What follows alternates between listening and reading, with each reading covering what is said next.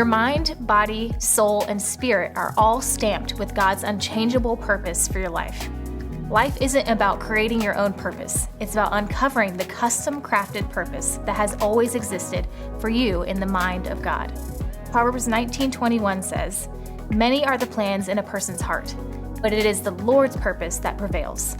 We come up with all these plans for our life, but it is God's purpose that ultimately prevails. I know in my own life, when I was a teenager, I had all these ideas of what I was going to do. And as a junior in high school, God revealed to me what my purpose was, that I had a calling on my life. However, His ideas did not match up with mine. Fortunately for me, God is a good God and He pursued me. That's the beauty of God. More than anything else, God desires to convey to you and your heart an unshakable conviction of who you are, as well as your place in His story. You were created by His design.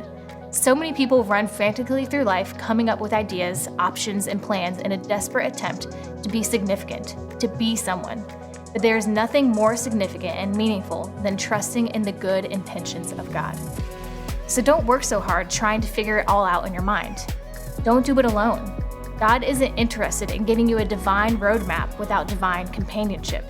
It makes me think of the story of Jesus walking on water. The disciples were absolutely terrified.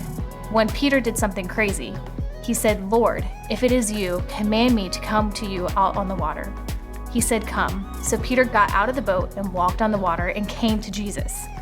Peter got out of his head and forgot the fact that he couldn't walk on water, and he focused rather on Jesus. Jesus called him out, and Peter trusted in the divine companionship that was being offered. Now, if you were to continue in that next verse, you would see that Peter became afraid and began to sink. Yes, sometimes we lose focus and God's plans seem really scary. But what we see in this scripture is that Jesus immediately reached out and was there for Peter, and He will do the same thing for you. If you pursue a relationship with Jesus, He'll lead you into the purpose He has for your life.